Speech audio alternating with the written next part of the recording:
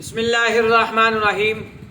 الصلاۃ والسلام علیک یا سیدی یا رسول اللہ، الصلاۃ والسلام علیک یا سیدی یا حبیب اللہ وعلی آلک و اصحابک یا رحمت للعالمین۔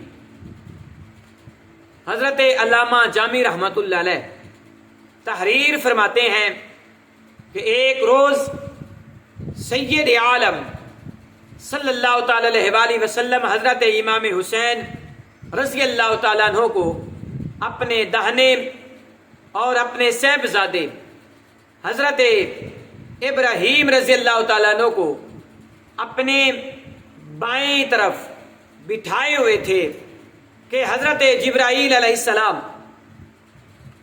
حاضر خدمت ہوئے اور عرض کی، یا رسول اللہ صلی اللہ تعالی علیہ وآلہ وسلم، خدا تعالی ان دونوں کو آپ صلی اللہ تعالی علیہ وآلہ وسلم کے پاس جمع نہ رہنے دے گا، ان میں سے ایک کو واپس بلا لے گا۔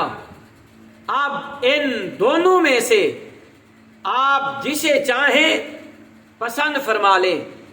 حضرت محمد صلی اللہ تعالی علیہ وآلہ وسلم نے فرمایا، اگر حسین رضی اللہ تعالیٰ عنہ رخصت فرما جائیں، واپس ہو جائیں، رخصت ہو جائیں، تو ان کی جدائی حضرت سیدہ طیبہ طاہرہ عابدہ زاہدہ راکعہ ساجدہ خاتون جنت سیدہ نساء العالمین سیدہ فاطمۃ الزہرا رضی اللہ تعالی عنہا اور مولا علی رضی اللہ تعالیٰ عنہ کو تکلیف ہوگی اور میری جان سوزی بھی ہوگی، اور اگر ابراہیم رضی اللہ تعالیٰ عنہ وصال فرما جائیں تو زیادہ مجھے کو غم ہوگا، اس لیے مجھے